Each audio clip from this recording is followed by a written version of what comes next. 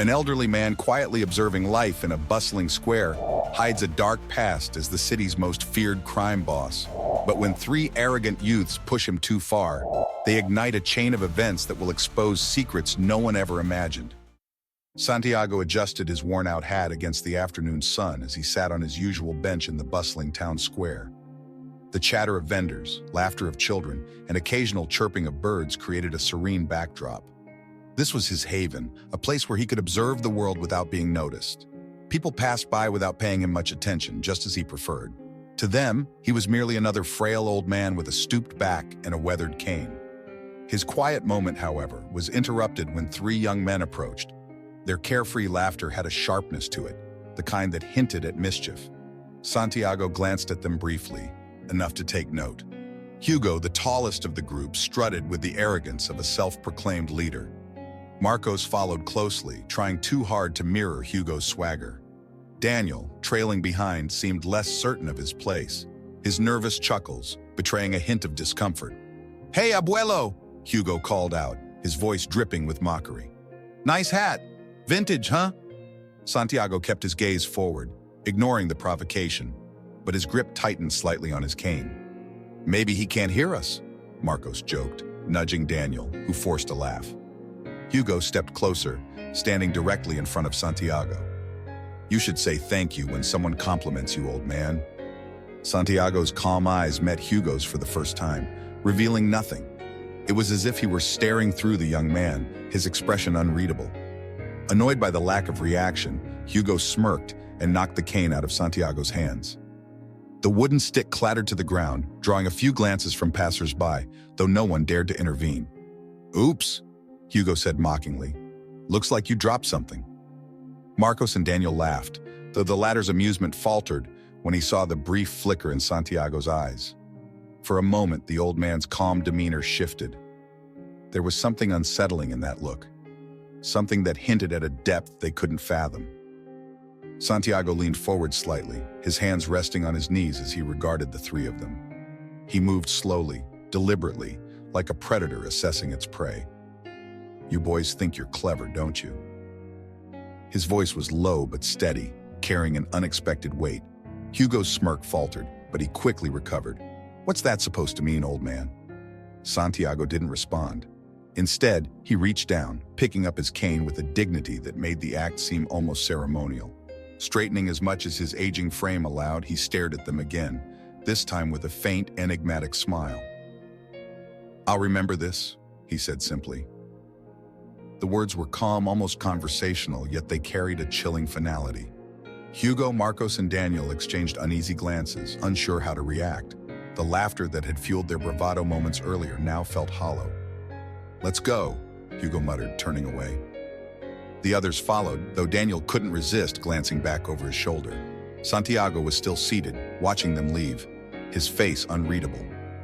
As the boys disappeared into the crowd, Santiago leaned back against the bench, his hand resting lightly on the cane. His gaze returned to the square, but the serenity from earlier was gone. Instead, his mind raced, not with anger but with purpose. He had made a promise to himself, a vow as clear as the blue sky above. They would learn a lesson they'd never forget. The quiet hum of Santiago's small apartment was a stark contrast to the chaos that had briefly unfolded in the square. He sat at his modest dining table, the cane propped neatly beside him. The fading sunlight poured through the window, casting long shadows across the room.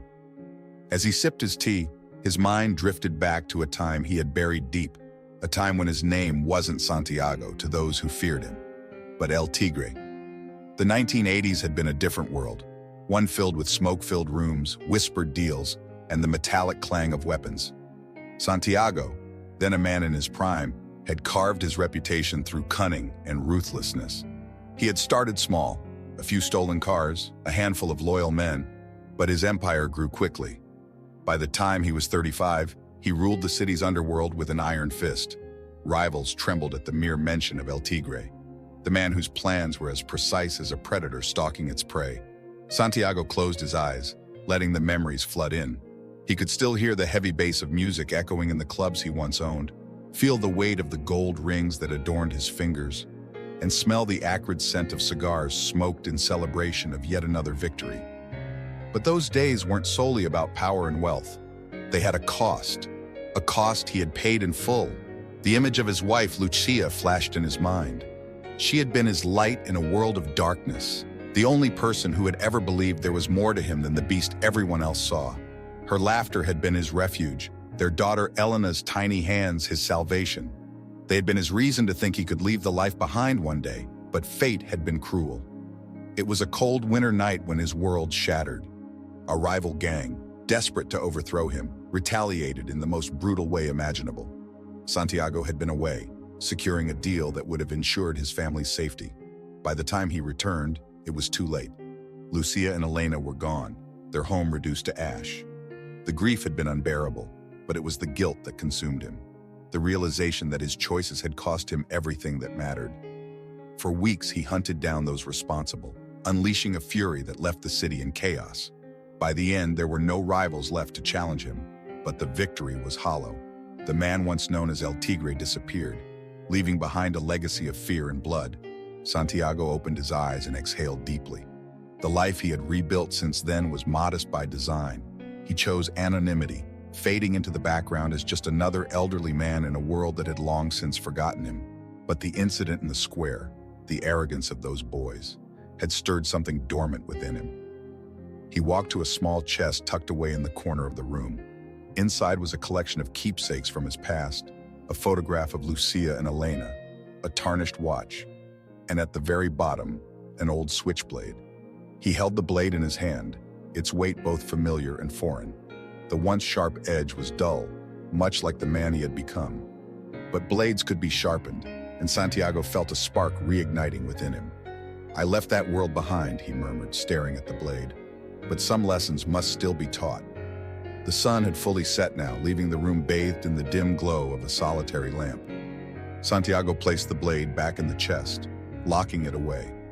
But the resolve in his heart remained. His past wasn't just a shadow, it was a weapon, and he was ready to wield it once more. Night had settled over the city, cloaking its streets in shadows and dim streetlights. Santiago, once again in his worn-out coat and hat, walked silently through the maze of alleyways. He moved with a purpose, his cane tapping lightly against the cobblestones. While his appearance was unassuming, his mind worked with the precision of the man he used to be. The boys had made their mistake, and now Santiago was ready to act. He started by observing them. Hugo, the arrogant leader, had made it easy. His loud personality attracted attention, and his movements were predictable. Santiago followed him at a distance, blending seamlessly into the backdrop of the bustling streets. He watched as Hugo laughed with his friends outside a small bar before slipping into the back alley to meet someone. From his hidden vantage point, Santiago noted the exchange of a small package for cash. Drugs. It wasn't surprising, but it was useful. Next, Santiago turned his focus to Marcos and Daniel. Marcos was brash and eager to please, always trailing Hugo like a loyal dog.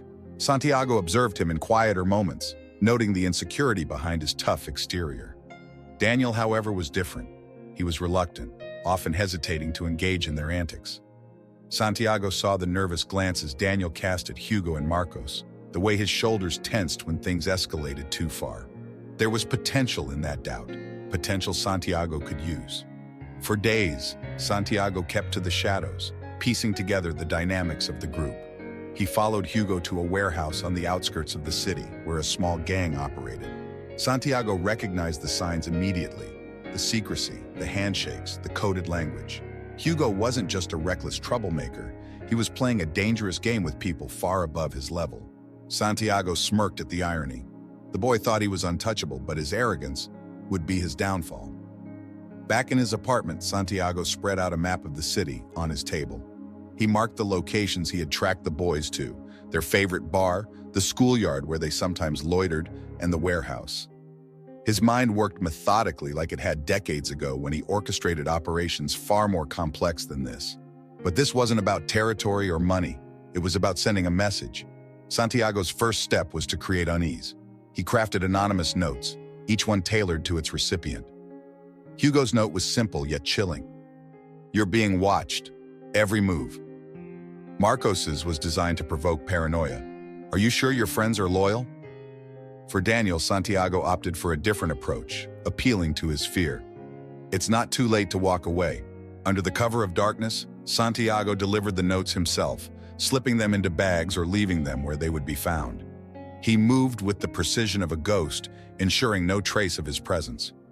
The following day, he watched the results unfold. Hugo laughed off the note when he first read it, crumpling the paper and tossing it aside. But Santiago noticed the way his eyes darted around the room, scanning for unseen threats. Marcos, on the other hand, couldn't hide his unease. He questioned Hugo about the note, but Hugo dismissed him with a wave of his hand. Santiago could see the seeds of doubt being sown. Daniel, predictably, was the most affected. He paced nervously, glancing over his shoulder as if expecting someone to appear. Satisfied with the initial response, Santiago retreated to his apartment. He sat by the window, sipping tea as he thought about his next move. This wasn't just about teaching them a lesson. It was about dismantling their arrogance piece by piece. Santiago knew the importance of patience. The boys would break, just as others had before them. It was only a matter of time. The tension among the three boys was palpable. Hugo sat in his usual corner booth at the bar, leaning back with forced confidence. His drink rested untouched on the table, the condensation pooling beneath it. Marcos was restless, fidgeting with his lighter as he avoided Hugo's gaze. Daniel sat across from them, silent, his eyes darting between his friends. The anonymous notes had unsettled all of them, though none wanted to admit it outright. "Are you sure this isn't just some stupid prank?" Hugo scoffed, breaking the uneasy silence. He picked up his glass and swirled the liquid inside. "Maybe someone's trying to mess with us. We've got enemies, you know." Marcos glanced up, his jaw tightening. "What kind of prank, Hugo? They know about us, where we go, what we do. That's not a prank." "Relax," Hugo shot back, his voice sharp. "You think I can't handle this? Whoever it is, they're nothing." Daniel shifted in his seat. "Maybe we should take it seriously. What if it's someone who actually knows us?" The words hung in the air, heavy and unspoken until now. Marcos looked at Hugo, his expression hardening. "You've been dealing with those guys at the warehouse. You sure this isn't on you?" Hugo slammed his glass onto the table, the sound echoing through the bar. "You accusing me of something, Marcos?" The tension crackled like static electricity. Santiago, seated inconspicuously at the bar with his back to them, listened intently. He didn't need to see their faces to know his plan was working. The cracks were forming, just as he had intended.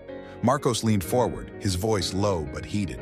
"All I'm saying is you're the one making deals. You're dragging us into your mess, and now we're the ones who have to look over our shoulders." "Don't act like you're innocent," Hugo snapped. "You're here because of me. Without me, you're nothing." Daniel flinched at the venom in Hugo's words. Santiago watched as the boy's hand trembled slightly, his shoulders hunched in a way that betrayed the weight he carried. Daniel was the weakest link, and Santiago planned to exploit that fully. Hugo stood abruptly, towering over the table. "I don't have time for this. If you two want to whine like kids, go ahead. I've got better things to do." With that, he stormed out of the bar, leaving Marcos and Daniel behind. Marcos muttered something under his breath before lighting a cigarette, the flame trembling slightly in his hand. Daniel remained silent, staring at the table as if searching for answers. Outside, Hugo marched down the street, his hands stuffed into his jacket pockets. His bravado faltered the moment he was alone. The shadows seemed darker, the alleyways quieter. He glanced over his shoulder, convinced he was being followed, though the street was empty. Santiago watched from a distance, hidden in the recess of a doorway. The predator in him felt a familiar thrill at seeing fear take root in his prey. Over the next few days, the strain within the group grew. Marcos became increasingly suspicious of Hugo, questioning every decision and challenging his authority. Daniel, torn between loyalty and self-preservation, began withdrawing from both of them. Santiago observed it all with quiet satisfaction. His plan was unfolding perfectly. To heighten their paranoia, Santiago left more notes. This time, he targeted specific insecurities. Hugo's note read, "The leader always falls first." Marcos's, "How long will you follow someone who'll betray you?" And Daniel's, "It's not weakness to walk away." Each note struck its intended target, further destabilizing the trio. Hugo's temper flared, leading to shouting matches with Marcos. Daniel became more withdrawn, avoiding their usual hangouts. The once unified group was unraveling, their camaraderie dissolving into distrust and fear. Santiago, watching from the shadows, knew the next step would be the tipping point. The boys were no longer a threat. They were victims of their own unraveling. The dim light of the street lamps cast long shadows as Hugo paced outside the warehouse. His usual confidence was crumbling, replaced by a simmering frustration he couldn't contain. The anonymous notes, the mounting tension within his group, everything felt like a calculated attack. But Hugo, blinded by his pride, assumed it was the work of a rival gang. He would handle this the only way he knew how, by striking first. Santiago observed from a distance, hidden among the overgrown weeds of an abandoned lot. He had planted the final seeds earlier that evening, scattering false clues that pointed Hugo toward a non-existent threat. A whisper here, a rumor there, each piece of misinformation crafted to ignite Hugo's impulsive nature. Inside the warehouse, Marcos and Daniel were waiting, though neither seemed eager to be there. Marcos leaned against a stack of crates, his arms crossed and his jaw tight. Daniel sat on an overturned box, his leg bouncing nervously. The once tight bond between the three had been stretched to its breaking point. "We shouldn't even be here," Daniel muttered, his voice barely above a whisper. "This doesn't feel right." Marcos shot him a glare. "What do you want us to do, Daniel? Run away? Let Hugo deal with this on his own?" Daniel avoided his gaze, focusing instead on the floor. Maybe we should. This isn't our fight." Before Marcos could respond, the heavy metal door screeched open and Hugo entered. His face was flushed and his movements were erratic. He tossed his jacket onto a crate and began pacing the room. "They're trying to scare us," Hugo said, his voice taut with anger. "But they made a mistake messing with me." Marcos stepped forward, his patience wearing thin. "And what's your plan, Hugo? Go charging in blind. You don't even know who they are." Hugo rounded on him, his eyes blazing. "You don't think I know what I'm doing? I've kept us ahead this long, haven't I?" Marcos scoffed. "Yeah? And where has that gotten us? Notes slipped into our stuff, paranoia at every turn, and now you're dragging us into some imaginary war." The room fell silent. Even Hugo couldn't deny the cracks in his leadership. He clenched his fists, his frustration bubbling over. "If you're so scared, Marcos, maybe you shouldn't be here." Daniel, sensing another fight brewing, raised his hands. "Guys, stop, this isn't helping." But Santiago's plan was already working. Hugo's ego and Marcos's growing resentment clashed like flint and steel, and it wouldn't take much more to spark an explosion. Santiago remained in the shadows outside, listening intently. The trap was nearly set. Suddenly, Hugo's phone buzzed. He snatched it up, reading the message with a scowl. The text was from an unknown number. "They're closer than you think. Act fast, or lose everything." Santiago smiled to himself. The message was his final nudge, pushing Hugo toward rash action. Hugo pocketed the phone and turned to the others. "We're going to the docks," he announced. "Tonight." Marcos frowned. "The docks? Why?" "Because that's where they are," Hugo snapped. "I've got it on good authority." Marcos hesitated, then nodded reluctantly. Daniel, however, remained seated, his expression conflicted. "I'm not going," Daniel said finally, his voice trembling but firm. "This isn't what I signed up for." Hugo stared at him, disbelief and anger flashing across his face. "You're really going to back out now? After everything?" Daniel met his gaze, his resolve shaky but unyielding. "I'm done, Hugo." The tension was thick as Hugo stepped closer, his fists clenched. But before he could say anything, Marcos intervened. "Let him go," he said, his tone cold. "If he's out, he's out." Hugo glared at both of them, then stormed toward the door. "Fine. Stay here and rot for all I care. I'll handle this myself." Santiago watched as Hugo left, a storm of anger and desperation. The boys were fractured, their unity shattered. The pieces of Santiago's plan were falling perfectly into place. The cafe was warm and inviting, filled with the quiet hum of conversation and the clinking of ceramic cups. Clara Alvarez sat near the window, her laptop open, and her fingers poised above the keyboard. As a journalist for the city's leading newspaper, she thrived on uncovering the truth, particularly when it came to the darker corners of society. Lately, whispers of unrest in the criminal underworld had caught her attention. Anonymous messages, small-time dealers disappearing, and a rising unease among street gangs. Something was happening, but the pieces didn't fit together yet. She glanced up from her screen, her gaze wandering to the patrons around her. Most were absorbed in their own worlds, lost in books or quiet conversation. But one man caught her eye, a quiet, elderly figure seated alone in a corner. He wore a worn coat and a hat pulled low, his posture relaxed but somehow deliberate. His presence was unassuming, yet something about him felt out of place. Clara sipped her coffee, observing him discreetly. He didn't fidget or check his phone like most people. Instead, he seemed to watch the world with an almost predatory stillness.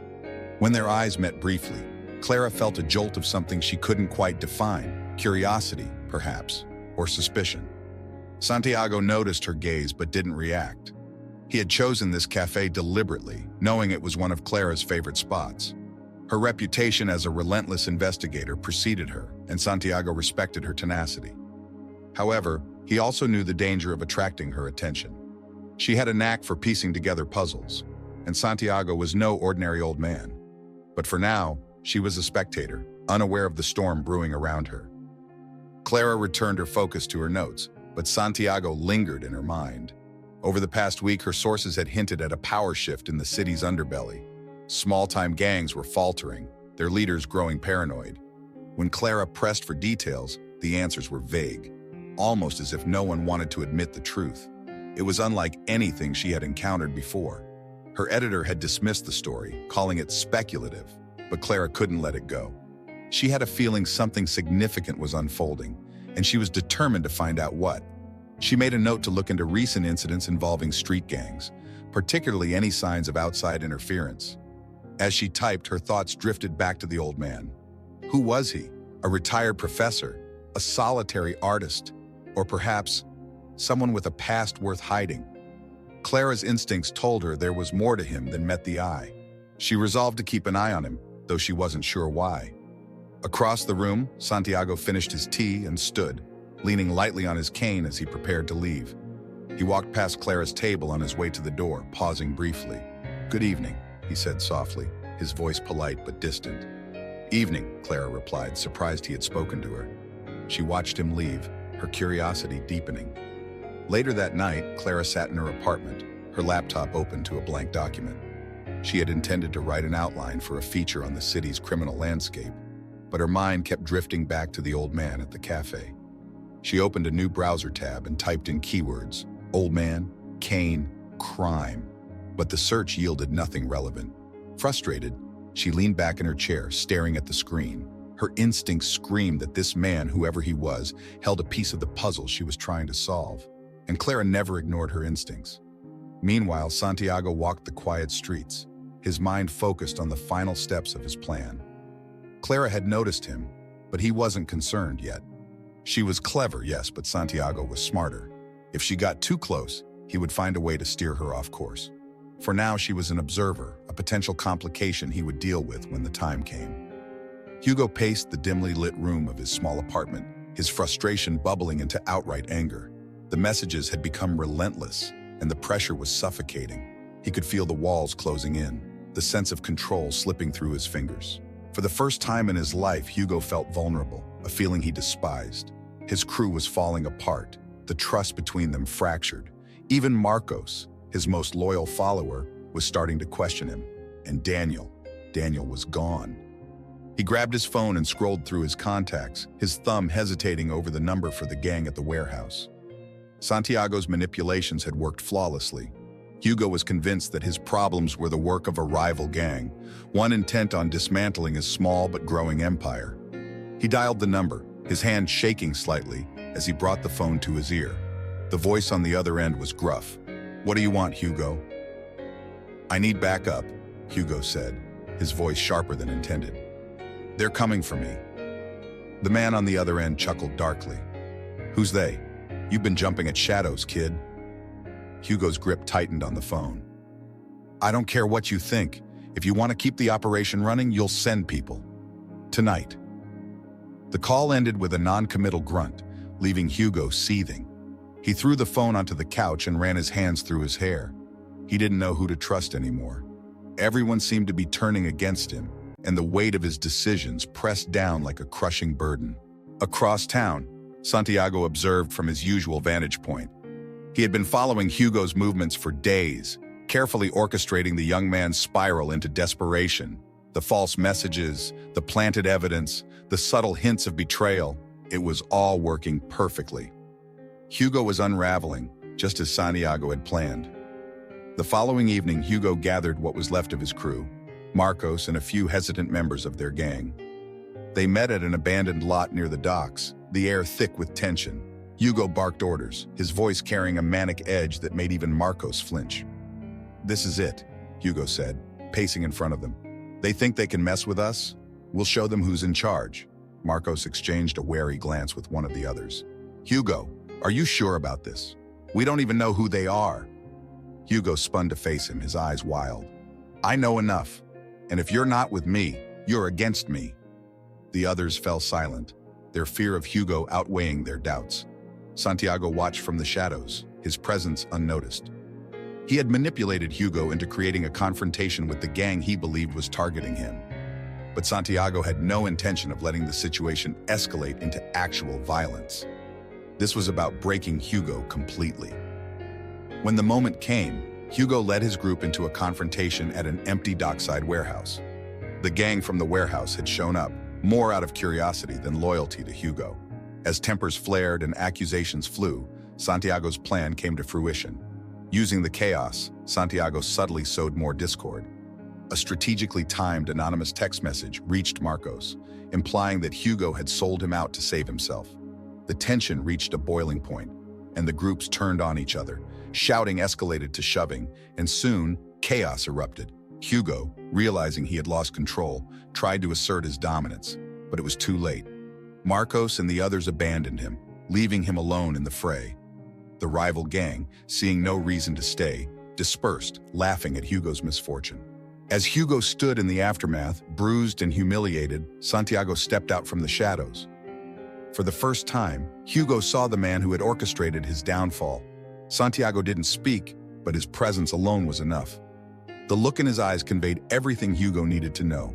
He had been outmatched, outsmarted, and utterly defeated. The bell above the door jingled softly as Santiago entered Ramiro's bar. The small establishment was nearly empty, save for a lone patron nursing a beer in the corner. The dim lighting and worn furniture spoke of better days, much like the man who now stood behind the counter. Ramiro, with his salt and pepper hair and the faint limp in his step, looked up from polishing a glass. His eyes narrowed as he recognized the figure before him. "Well, I'll be damned," Ramiro said, setting the glass down. "If it isn't El Tigre himself." Santiago gave a faint smile and walked to the bar, leaning on his cane. "I go by Santiago now." Ramiro chuckled, though there was no humor in it. "Santiago. Right, and what brings you out of retirement, old friend? I thought you were done with all this." "I was," Santiago replied, his tone measured. "But some debts can't be left unpaid." Ramiro poured himself a drink, then offered one to Santiago, who declined with a shake of his head. "Debts," Ramiro echoed, taking a sip. "You're too old for revenge, Santiago, and too smart. So what is it?" Santiago leaned forward slightly. "It's not revenge, Ramiro. It's a lesson, for some kids who think they're untouchable." Ramiro studied him, his weathered face betraying a mix of curiosity and concern. "And you need my help for this lesson?" Santiago nodded.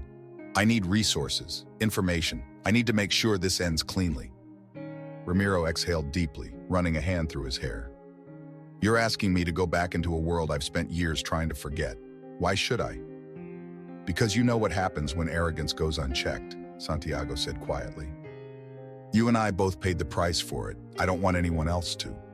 The words hung in the air, heavy with unspoken memories. Ramiro stared at his glass for a long moment before finally nodding. "All right," he said, "but I'm not doing this for you. I'm doing it because I've seen enough kids throw their lives away thinking they're invincible." Santiago allowed himself a small smile. "That's all I ask." Over the next few days, the two men worked in secret, piecing together the final steps of Santiago's plan. Ramiro's connections proved invaluable, providing access to old favors and underground networks. Santiago had already laid the groundwork, but Ramiro's expertise added precision to the operation. The two met late one night in the back room of the bar, maps and notes spread across a table. Santiago pointed to the dockside warehouse where Hugo and his dwindling gang had gathered. "This is where it ends," he said. I need them to see their own weakness, to understand the cost of their choices. Ramiro raised an eyebrow. And what happens after? You disappear again? Santiago hesitated before answering. This is the last time. After this, I'm done for good. Ramiro smirked. That's what you said 30 years ago.